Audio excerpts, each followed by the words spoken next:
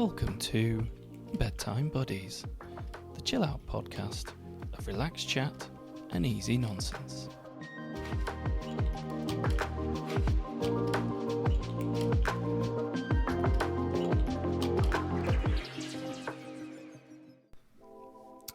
Well, welcome back to episode 3 of Bedtime Buddies. I'm joined this week by my good friend Dave.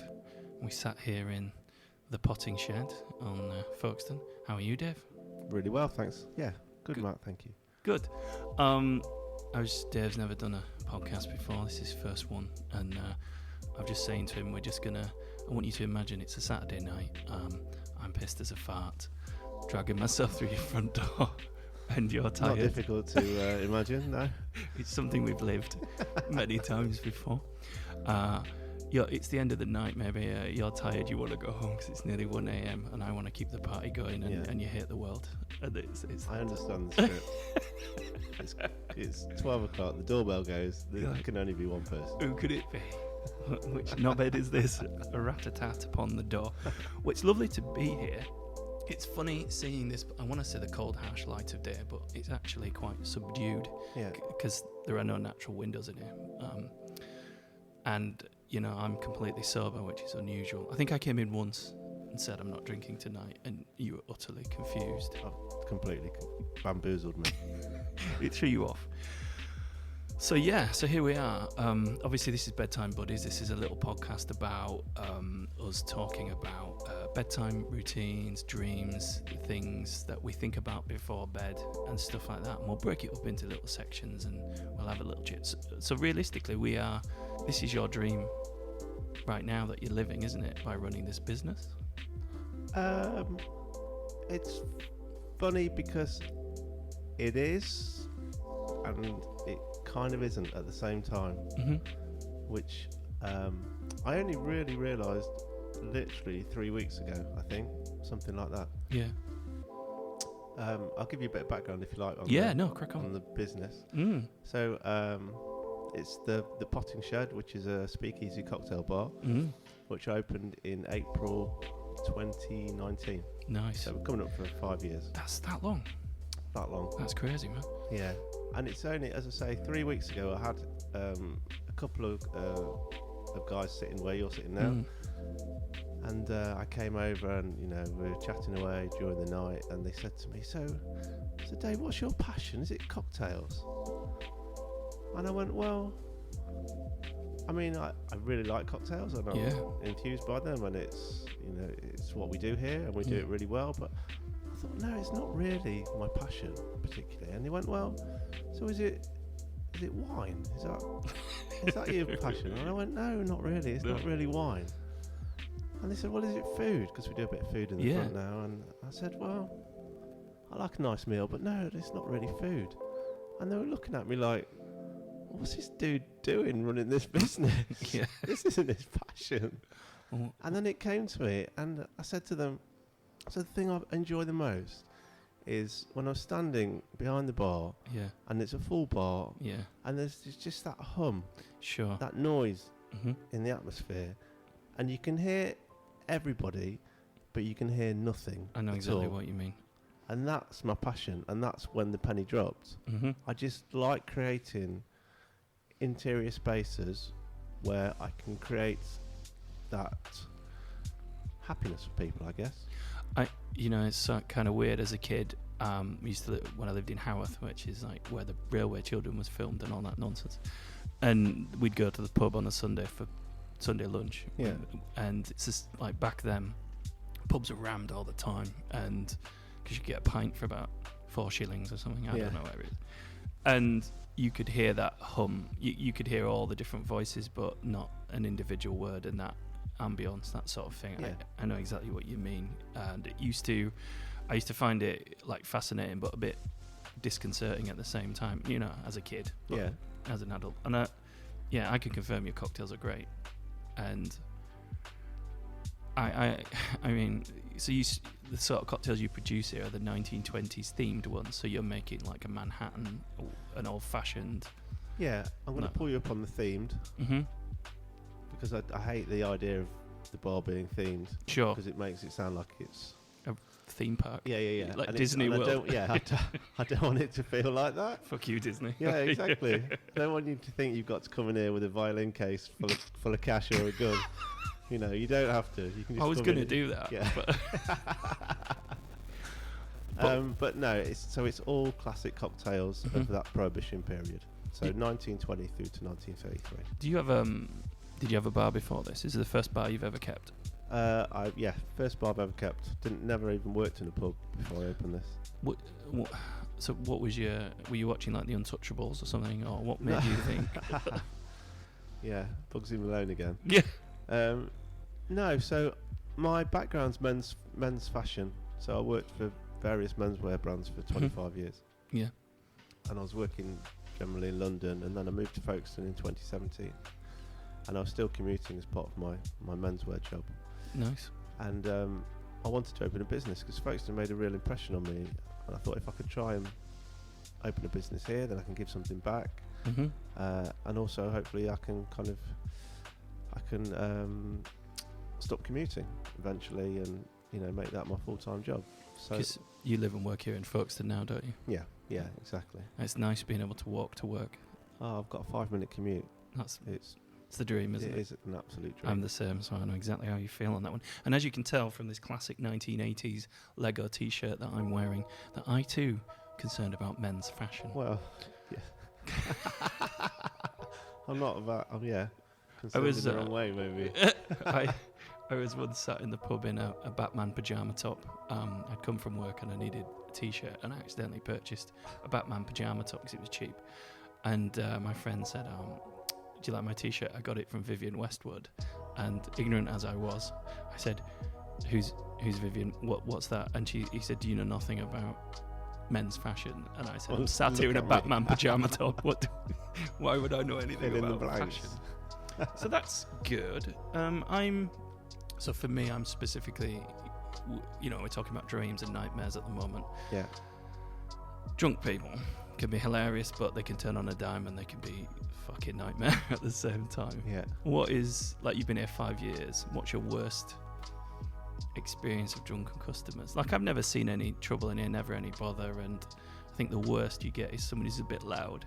But yeah, we really don't get nasty people in here. And if we ever were to, they would get called out, not just by me, but by everyone else pretty quickly. Yeah. So I'm lucky in that respect. I think the most difficult thing for me is navigating people back out of here. Yeah, people don't want to go. Well, don't want to go, and before we changed the front, you used to have to exit back through the shop. Yeah. Which was an antique shop when we first opened. Oh God! So there's a lot of swaying, a lot of zigzagging, and a lot of expensive antiques that could well get wiped out at any point. And the old 1920s to 1930s cocktails are pretty brutal. They're not forgiving cocktails. No, the mixers are alcohol. Yeah, essentially. So yeah, they're quite punchy. Have you ever heard of Lovage? No. So Lovage, my friend Owen, who did the second episode of this podcast with me, he's from family. I think it's his combination of family is his mum was from India and his dad's from Devon and Cornwall area. So he's got this sort of, like, he tells all these different stories of when he visits his family in India and when he visited his family and he came to my house one time to make a whiskey mac, but instead of putting ginger in it, he mixed it with Lovage, which is like a alcoholic cordial. Right. You can get it at Sainsbury's, or they used to sell it at the big Sainsbury's here. So he said, "I love this cocktail. It's booze mixed with more booze, and the diluting factor is the slightly less alcoholic booze." And like, I'm a big fan of the Manhattan, and that is booze, and booze, mixed together, and that's a wacky combo. Yeah, and that's the 20s, right? Yeah, exactly. It's sugar and. Yeah, well, people get used to modern day cocktails, which a lot of it is just, kind of sugary water, and mix it with a load of crushed ice and all that kind of stuff. I mean, if you want a real cocktail, you could stagger out of here and into Spoons and get 2 jugs of woo-woo. Exactly. For 15 quid. Exactly. And that's what lots of people, when they associate cocktails, that's what they associate them with. So I think some of it is kind of rewiring people's concept of what a cocktail is, because also you get lots of people watch, Mad Men and going back to Manhattans and all that kind of stuff, and gin martinis. They're all supping them like they're going out of fashion. Yeah. But people don't realise they're big drinks. Pretty boozy. Yeah. I made a Sazerac at home the other day. Yeah. I bought some Sazerac rye, the branded bottle. Yeah. And that's basically booze and more booze, and a little bit of sugar water mixed in. Or is it, you know better than me, obviously. Yeah, a bit of Peychaud's. So I got Peychaud's and I got the Sazerac rye in it, and I put some cognac in it as well, because some people suggest you stick a bit of cognac. That's the original recipe, is cognac. I'm just telling you this in case you don't know as a professional cocktail maker. Thanks for your help. Yeah. And I made this drink, and so we had a Manhattan, we had a Sazerac, and then my friend was like, I might just need to put my foot on the brake a little bit. I'm like, yeah, they're pretty heavy hitting drinks. Yeah. But, And then also for me, something I'm very grateful for, you brought some Pisco in, which is a dream come true for me, because not a lot of places have it. Yeah. And am I right in thinking Pisco is it's like a clear brandy? It's made from grapes, and it's like a clear brandy. Yeah. And you make that into a Pisco sour. Yeah, exactly. Love it. Yeah. I love it. And I love being able to kind of order off the menu. But that's you helping me to further my cocktail career, if you like, because that was really early days when you came in and you went, do you do a Pisco sour? Bearing in mind, Matt, I've opened a cocktail bar and I've never worked in a cocktail bar, and I was like, what's this dude talking about? What's Pisco? So originally, obviously, I've said to you, no, we haven't got any Pisco, I'm really sorry. But then I went home and I thought, well, okay, he's asking for this, what is it? I better do a bit of research. Yeah, and have a sure. Look. And then that's why we now have a permanent bottle of Pisco under the bar. Love it. Okay. Because of that. Because, I don't pretend to know everything about everything. No. You're pretty good though. Well, I'm getting better. I'm getting better. And as well, like, you helped me too, because before I did this during lockdown, when it was just because it's me on my own at home, I was going a little bit mental, so I started streaming on Twitch. Yeah. And I did a show on there. I call it a show, a stream or whatever, called Cocktails and Bullshit. That was the name of the stream.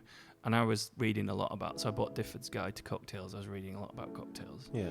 And for me, like, I really love cocktails. I love making them. But as soon as you start making cocktails, you realise how much bollocks there is around it. How much, like, I can see all your bitters lined up there. How many bottles of bitters you need, and you need like Lillet Blanc and green chartreuse and yellow chartreuse. Yeah. Creme de cassis and all this nonsense that normal people don't have at their house. No. And suddenly, like, when you come to my house now, because I did this for 18 months, every cupboard's got booze. And my friends are like, do you have a problem, Matt? Okay, are you all right? And I'm like, that has been there for 2 years. I'm like, if these bottles are all empty or not there, well, that's it. then I'd have a problem. Because it never goes off. Booze never goes off. Well, no, it doesn't. Does vermouth go off? Yes. How long can you keep vermouth for? That I don't know, but it's essentially a fortified wine. So, like, wine would go off if it's not boozy enough to stop itself from going bad. Because like all your whiskies and everything, they're just going to keep forever out. Yeah. They never go. Yeah, exactly. Nothing can live in it. Nothing can grow in it. I love it. Interestingly enough, I was thinking about when I saw you on Saturday. I'd been to a local pub to see a local band, and it'd been a traumatic experience for me. And then we came here, and I was so glad to get in here and get relaxed and have for me, a bourbon old-fashioned. Yeah. As you use, which bourbon do you put in yours? We use Woodford Reserve. Of course you do. Because you said when I mentioned to you about Pisco, you did that, you took that on board. But for me, as a guy that likes an old-fashioned, you said you need to use, I said, how do you get your it to taste as good as this? Because I cannot get it to do that. And you said you need to use Wood bitters, yeah. Bitters. Yeah. And you gave me a bottle of Woods Bitters, which was amazing. Thank you for that. And now I only put Woods Bitters in my ones that I make at home. So there you go. So you've influenced me as well. There you go. Yeah. It goes both ways. It's reciprocal. Yeah, absolutely. And but like, we'd been to the pub last week, and I was thinking about the nightmare. Drunk people are a nightmare for me, because I think I'm a reasonably happy-go-lucky drunk. I don't get into fights, don't get into trouble. if people start to piss me off, I'll just walk off Yeah. and go talk to someone else.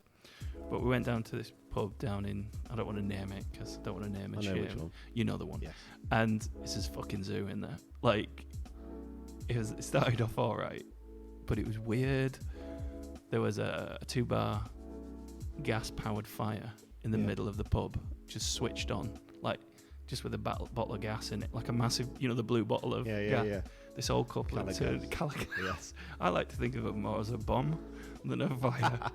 I've been to gas explosions. I've seen gas explosions. No, well, I've been to one as well. There's another story. For destroyed. Yeah. The one that I saw destroyed 3 terraced houses that were and that was just one bottle of gas that had been leaking. Really? That went awful. And so they've got this thing, this mobile fucking bomb, going in the middle of the pub, and then they were like just sat there reading a book, whilst this sort of the band, the music that I know the drummer, and he was playing kind of like soft rock stuff, so stuff by Bon Jovi, stuff by popular rock sort of stuff.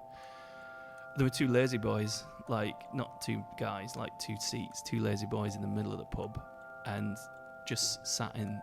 I'm fucking sitting in that, and just sat there with extended the leg bit, and just sat watching this band in this comfy chair, whilst a large tattooed woman that I don't think I could have taken her in a fist fight kept trying to get me to dance with her, telling me I smelled nice. Yeah. I've still got the magic. Just it's not going where I want it to go. So drunk people for me are a nightmare, and they turn on a dime. Yeah. And again, like you say, the people that come here know what they're getting here. But Yeah, they do. Yeah, we're very lucky with the clientele we're getting here. yeah. It's also funny when you're waiting outside coming, because obviously you're opposite the Weatherspoons, as I said earlier, and you ring the doorbell, Yeah. and then get all the funny looks from all the people smoking outside, and they don't know what you're doing, and I love that air of mystery. Yeah. I don't think they'd like it in here, but No, we've had the odd person kind of either ring the doorbell and we've let them in, or they've kind of come in on the back of another group, and they just they don't understand it. and like the prices you charge for your cocktails, for a sort of bespoke kind of cocktails made from decent liquor that costs money. It's you're not going to get too you don't do woo-woos, do you? We don't do woo-woos, no.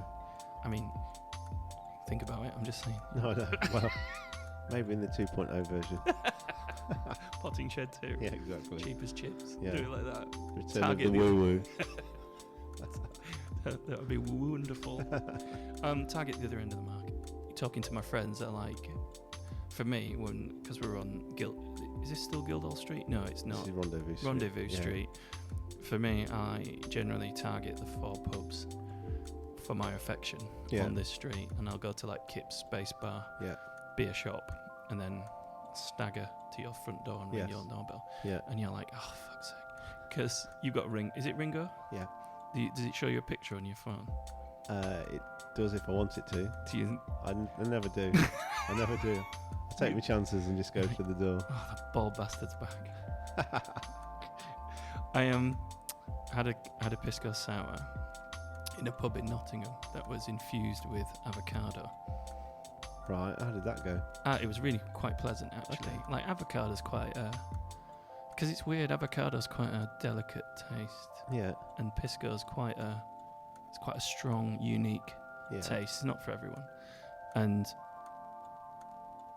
they made it from it as nice. And I thought, I'm going to make my own. And what I ended up with was like a pisco avocado puree, like a smoothie. Can you imagine? Yeah. It's fucking Green awful. sludge. It's gone brown. I'm going to have to throw it away. It's just... So apparently what you have to do is get the really ripe avocado on a tin foil and grill it Right. just for a little bit. And then you run the pisco over it. Okay. And it just... Because it kind of dissolves... Because it's fat, I guess. Yeah. It dissolves into it, and it just infuses your pisco with a little bit of avocado. Okay. So imagine like cucumber water. You just get that Yeah. hint of it. And then I'll give it a go. 2.0. Yeah. See how I'm never going to do this. I'm just... I mean, you're all about adventures, so... I'm just trying to help you. That's all I'm saying. I do appreciate it, mate. You're more than welcome. It's what I'm here to do. I'm here to help. have you got any drunken adventures you'd like to talk about? Because we're talking about drinking adventures. Yeah, okay. My dad was telling me this thing. This might be a Yorkshire thing, and it's called bare ass boxing. Right. It's where you get drunk and you take your clothes off and you wrestle with other men. Okay. And he used to do that quite a lot. Right. He used to do bare ass boxing. Yeah. And I don't know. I think there's something else going on there. But there was a collection of bare ass boxers. It was him and my uncle. And he said to me one day they had a friend called Malcolm, and they said, Malcolm got the worst of it because he was the weakest. So they used to gang up on Malcolm and bare ass box the shit out of him. He'd come home covered in carpet burns. Because my uncle's a stonemason, so he's very strong. Yeah. Much bigger than my dad. Yeah. And the gentlemen in their 70s now. So, but when they were in their 20s and 30s, prime, they were like romper stompers, just putting holes. They destroyed a sofa once. 3 of them bare ass boxed onto it with sufficient intensity that it smashed. Wow. Right? And sofas, I mean, they're quite robust things, tend to be. But still a bare ass boxers by the sounds of it. You've got 3 guys that do manual labour for a living, so they're men of substance and healthy appetites. Yeah. And they snapped it in half.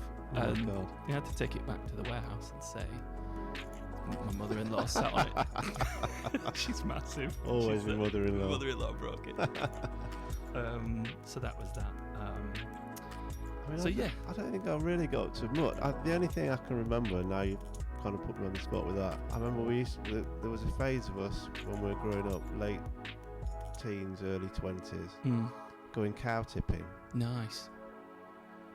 So I remember some drunken nights with my mates going cow tipping and just wandering around fields in the pitch black looking for cows that were standing obviously upright asleep that you could push over. Yeah. I don't think we ever found them. I think we just wandered around fields. Like I've never done it.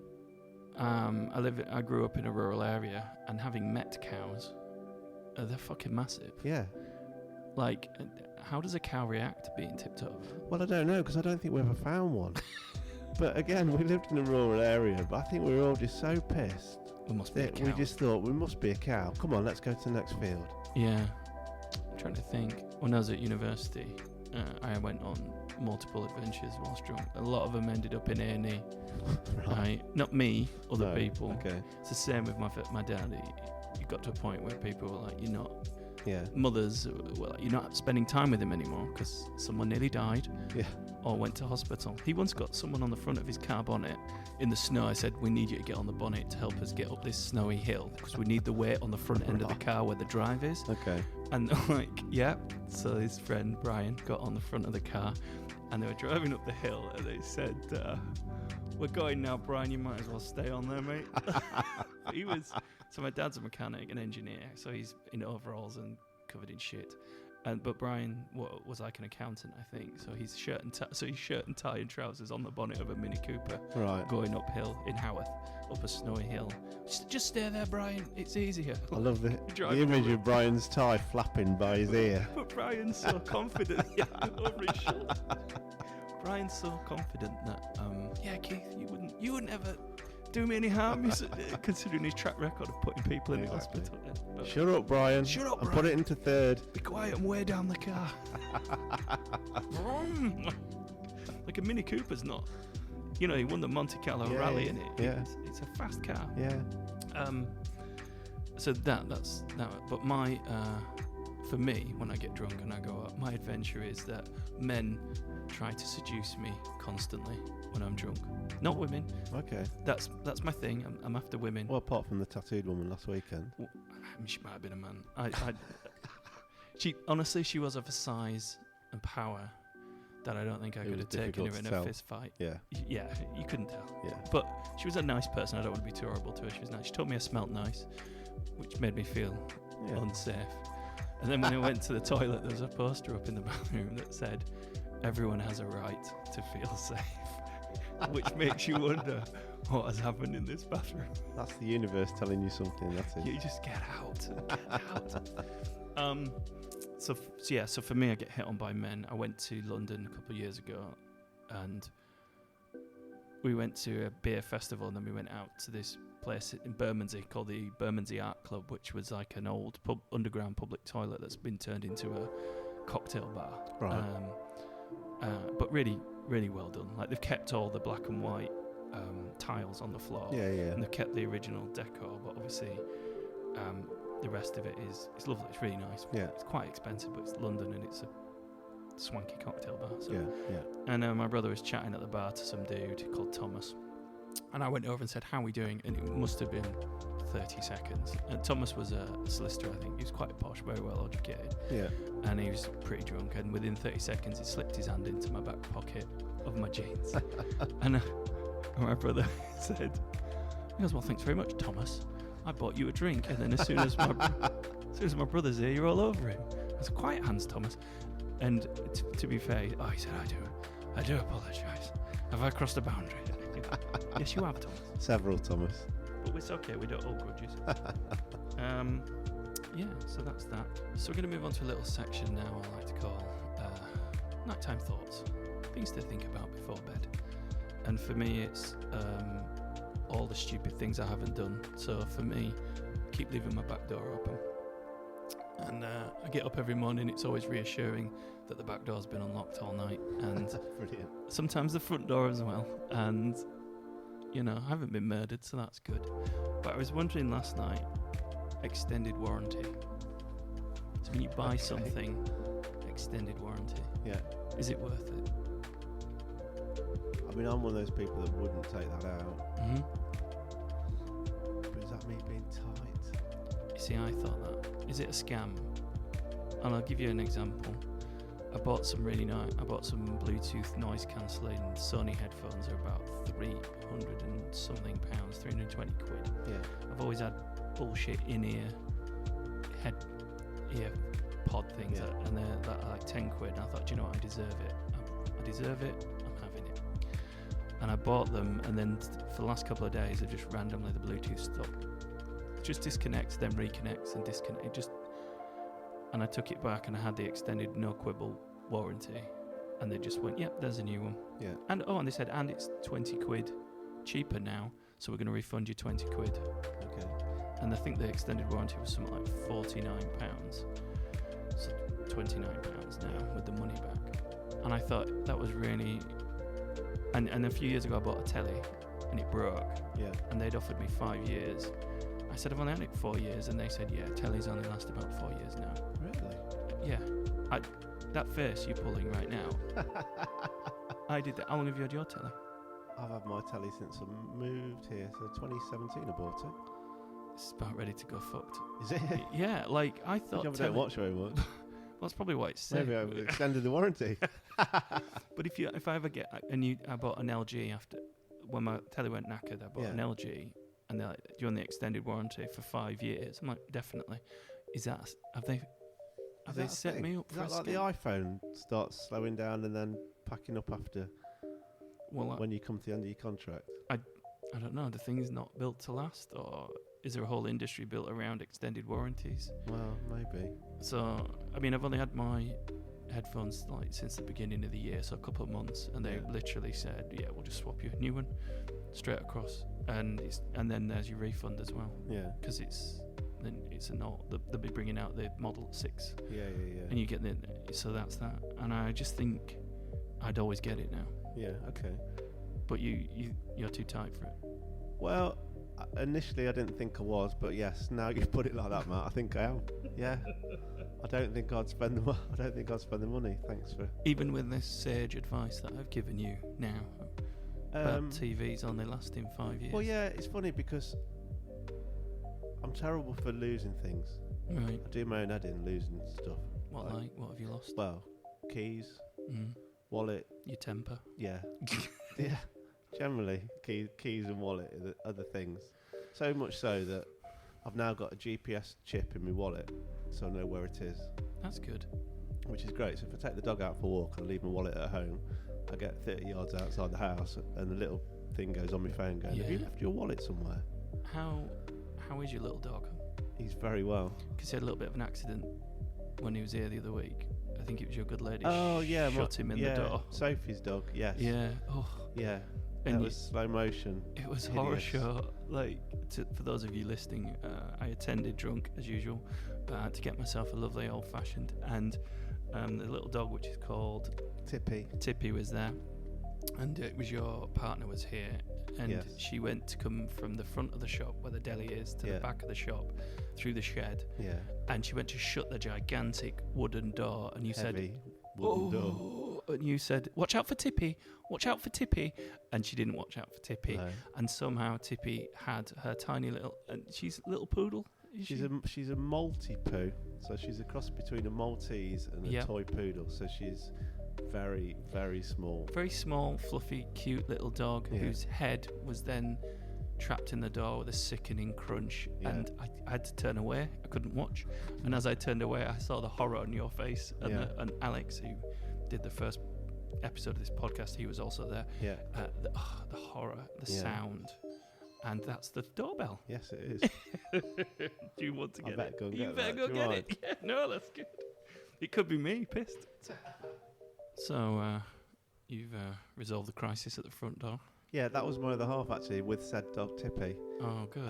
So yeah, just to let everyone know, Tippy's all right. She's still walking. She's without a limp. In a straight line. Ish. Yeah, she's all right. Many moons ago, my friend, I was looking after a friend's cat, and he said it was an utter bastard. Like, he had to put it out on a night, as you do with cats, and he gave it its dinner and he put it out, and he said every time he put it out, the cat dashed back in, didn't want to go out, wanted to be inside. So he picked it up, and he's a big man, he's 20 stone, and he threw it out and then leaned all his weight on the door and shut the door, and again with a sickening crunch, the cat had managed to get its head in the door, and he said after that the cat was incredibly subdued. It would sit for hours staring at a blank wall, rocking. You would have to say its name 3 times. He's like, I suspect I caused some serious catastrophic neurological damage to that cat. Didn't even know you'd done it, did you? Didn't even know you'd done it. Catastrophic brain damage to this cat, and for the rest of its days it was a much kinder, gentler cat. Yeah, because I had a friend who did the same with her dog in the car door, and that was a lot kinder dog. What kind of dog was that? I can't remember, but it's quite a small dog. And I remember because I don't think we knew this person very well. And when the first time we met them, they're like, "Is your dog all right?" Because it's got a bit of a. I can't remember if it was a tick or it's got something going on that dogs don't normally do. And then she relayed the story that when it was a puppy, she trapped his head in the car door, and it was never quite the same dog was again. It a sliding van door? Yeah, like God, idiot. Like a skeleton. Well, a friend of ours, I don't know if I've mentioned this before, he was looking after someone's dog, and he said he came home, it was like a bull mastiff, and he came home and it was shat everywhere in the house, and he saw it stood at the top of the stairs, and he said, I saw its nuts hanging down, and I just ran up, I was so angry, just ran up and kicked it in the nuts, and it fell to the bottom of the stairs, and then he turned around snarling. I was going to say, come charging up the stair. He said, he shut the bedroom door, and it was like ripping through the door. He had the wardrobe in front. He had to call police. Like Jack Nicholson. His doggy. And he said eventually he called the police. The police came, and then after a little silence, there was a single bang, and armed police shot the dog. No. It's like his mate rings him up and says, "How's my dog?" It's like a funny story. Oh wow. How's my mother-in-law? The funny story. She shat everywhere. Geek out. So, I don't know, pets and getting hurt, man. I don't know. But there you go. Yeah. Nighttime thoughts. Have you got any other nighttime thoughts? Well, have I got any other nighttime thoughts?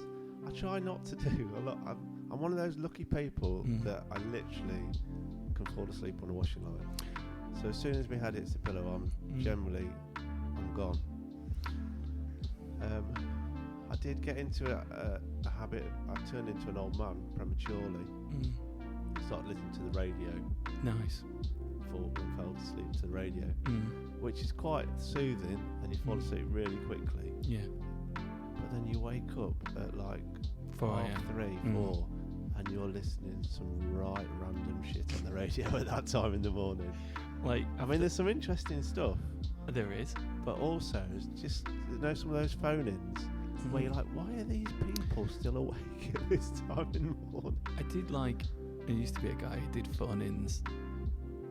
When I lived I used to go to university up in Ormskirk, which is near to Liverpool, and there used to be, I'm trying to remember the name of the radio station, but this one guy had call-ins, and so this Scouser calls in because they're all in that area, and he says, he goes, my name's Terry, I'm a Scouser. And he says, what's the difference between Scouser? This is the host. He says, what's the difference between Scouser and Batman? He says, I don't know. And he says, Batman can go out without Robin. And it was like that. And then the guy just hung up. Terry hung up. Phone down. So that was good. But they used to do the Sunday service. Not the Sunday service. They used to do the Sunday surgery. Right. On BBC, on Radio 1. Yeah. Where they'd have all kinds of call-ins with people calling, like an agony aunt section. Yeah, It was Joe Wiley. Okay. Used to do it. Yeah. I quite like that. Yeah. I mean, it's funny because I did it for a few months listening to the radio and waking up and these call-ins were on. And half the people that phone in just want to have a chat. Yeah. You know, they obviously live by themselves and they haven't talked to anyone for the last 6 days, and they just want to talk to someone. And you know, so it serves a purpose. Yeah, it does. It definitely serves a purpose. But that is only a percentage of them. So one of the things, when I started doing this podcast, my brain is racing at bedtime. I'm thinking about so many different things. Yeah. And nearly everyone else I've spoken to, because I thought everybody was like this, and I'll say bedtime thoughts. Yeah. What are your thoughts?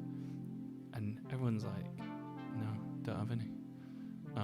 My friend Alex said from the first podcast, he just thinks about how he wishes the day was a bit longer so he could get more done, but otherwise doesn't think about anything. Get up earlier, Alex.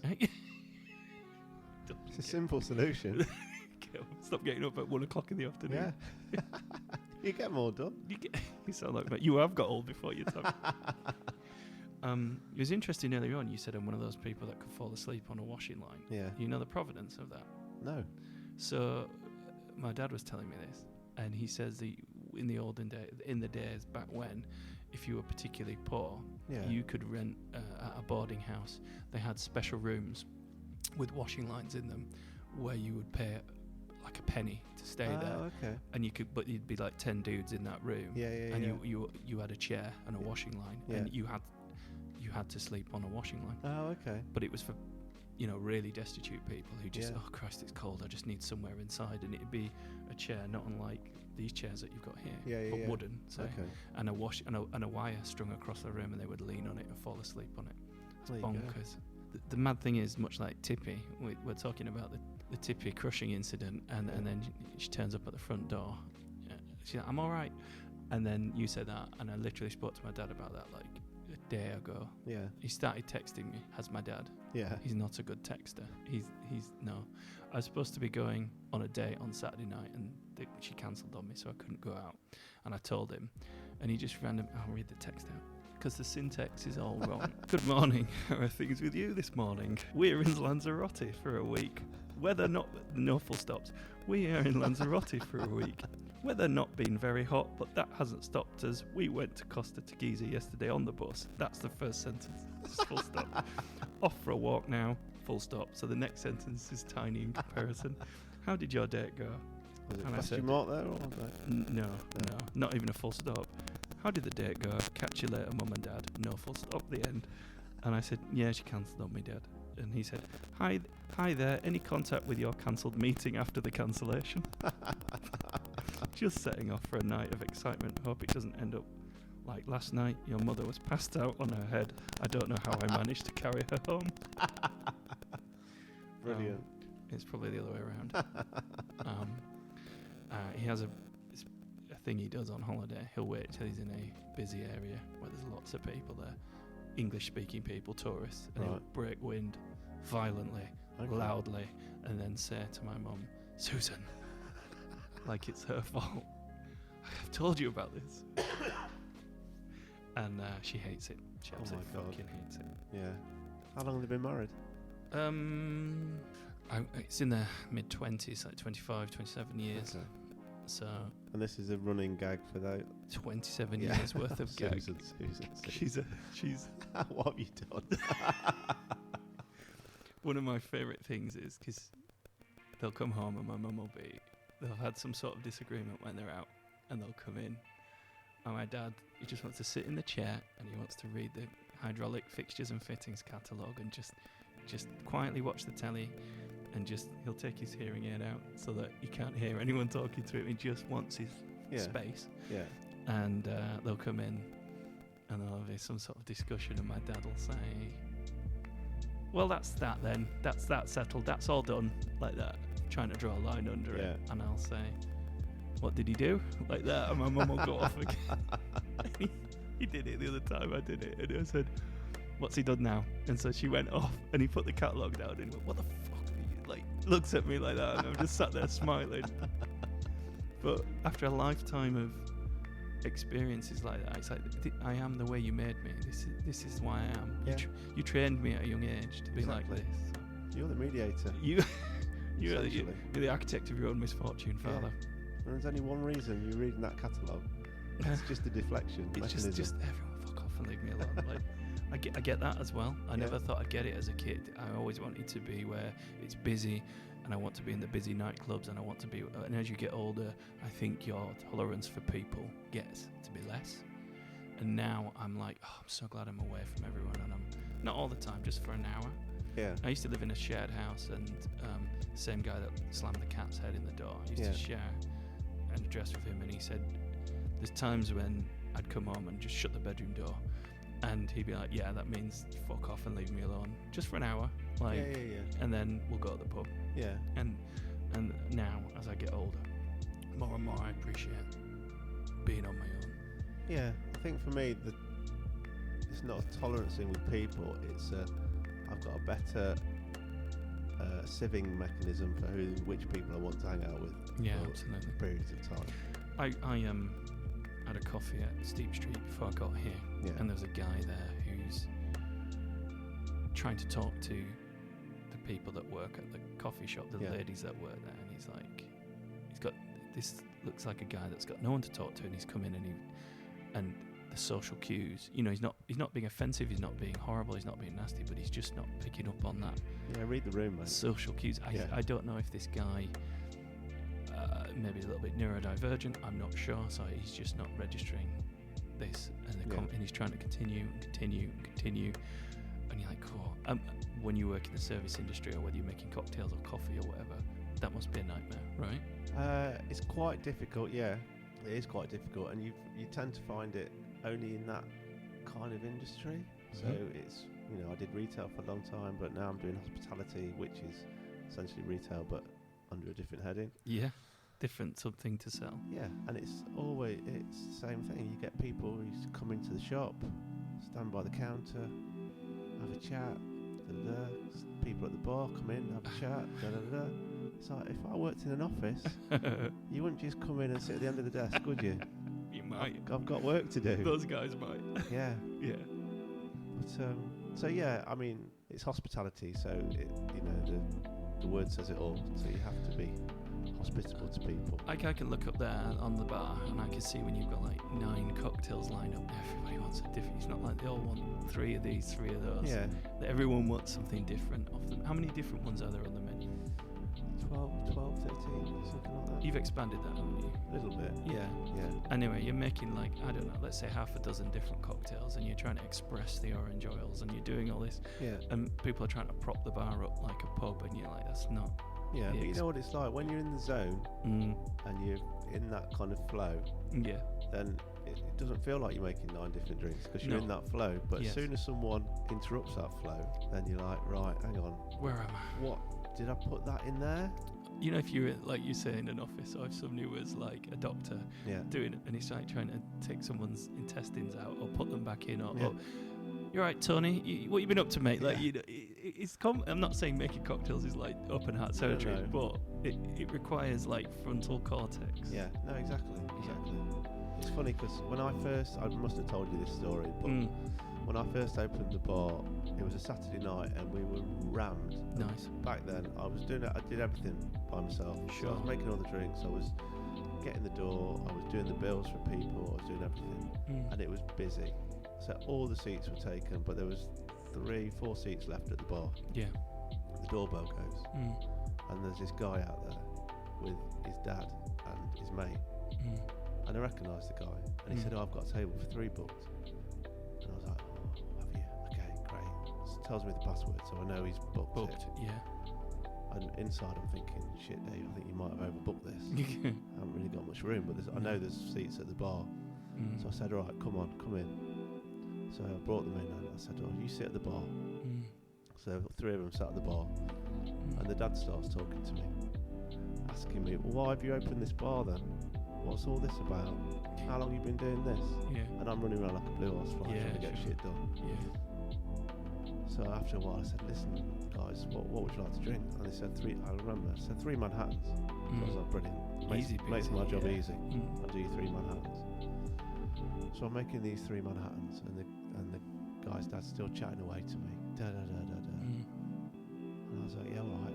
And then John, who this young guy was, he said, "Oh, my dad, he's interested because he's been working in bars for 40 years." I was like, "Brilliant, that's great. I'd love to have a conversation. Maybe not at the minute." You know how busy they get. Yeah, exactly. Exactly. So this goes and goes, and then they finish their drinks and they pay up, and they leave. On the way out, his dad gives me his business card. He says, "Look, if you ever want to chat, just give me a shout." And I was like, "Well, that's really kind of you, thanks." Didn't think anything about it. No. Stuck the business card in my top pocket. Yeah. Carried on. Yeah. So about an hour goes past and the bar empties out. Yeah. And I thought, "Oh, I'll have a look at this business card." So I get the business card out of my top pocket. And the name on the card is Salvatore Calabrese. Yeah. I was like, "Well, that sounds like it's a good, strong Italian name." Yeah. So anyway, I googled it. And first thing that comes up, Salvatore Calabrese, better known as the cocktail maestro. He's in the Guinness Book of Records for making the world's most expensive cocktail and the world's oldest cocktail. Yeah. And all of a sudden, I'm just like, Fuck's sake. fucking hell. Honestly, my chin just... And he was right there at the bar, and you're like, "Come on, mate, I'm fucking busy." Yeah, exactly. What did So he say good things about what you made for him? Well, I texted him back and I said, I've just googled who you are. Yeah. And I'd just like to say thank you for coming into my bar. Yeah. It was an honour to make you a drink. I hope you had a nice evening. And he said he did. He said he had a nice evening, and he sent me a signed copy of his book. Oh, nice. I mean, he's a big cheese in the cocktail world. So yeah, it was one of those kind of early stories that will not always haunt me, but part of me is glad that I didn't know who he was, because I'd have been a nervous wreck if I had known who he was. So that was quite nice. But also, after that, you're just rerunning everything. Yeah. Like, what did I say? How did I make his drink? Was everything all right? All that kind of stuff. That's amazing. And was that like within... How long had you been open before I come in? Because it's Alex that said, "We've got to go to this place." Yeah, I can't remember, Mark. Not very long, I don't think. No, I sniffed it out Within the pretty first quick. kind of 6 months or so. Like, I think, like, I would expect... I've been to other places like this in, like, New York and when I was in Bristol and London and stuff like that. And I was like, we don't deserve this in Folkestone. Folkestone's a little town. So it's awesome that we've got it. And I always try to bring someone new here when I come here. Which I love that.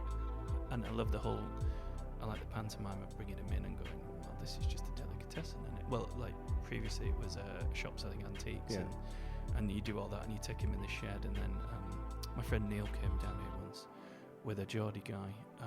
I I do remember him. And he said he'd never been anywhere like it, and you listen to the stuff he got up to when he was a kid and stuff like that, and he said, "I've never seen anything like this."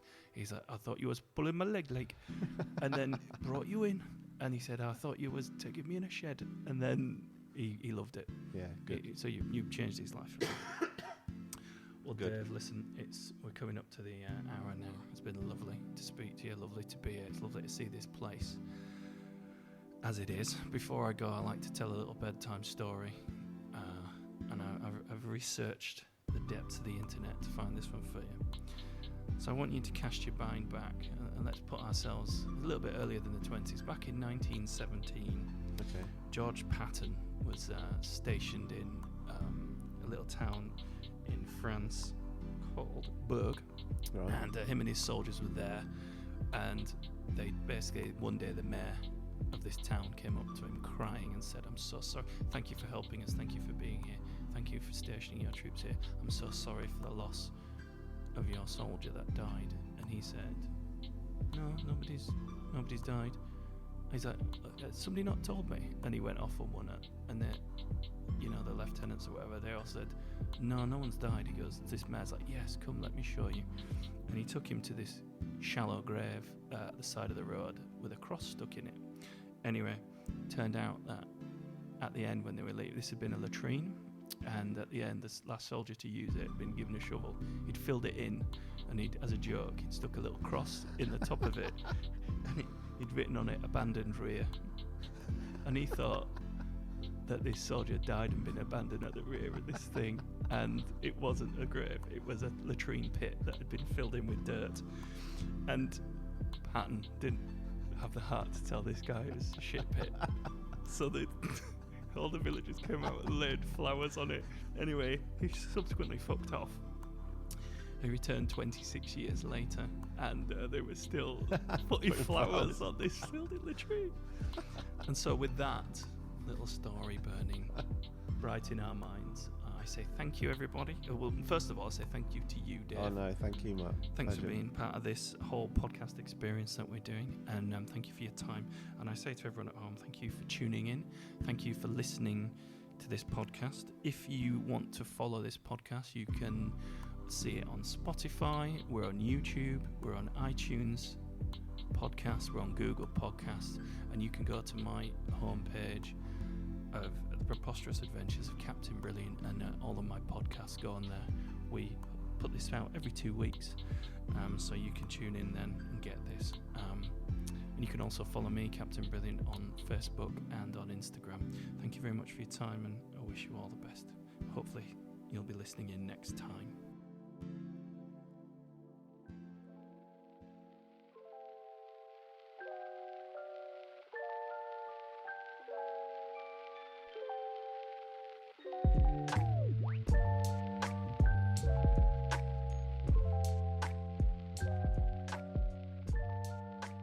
Thank you for listening to Bedtime Buddies.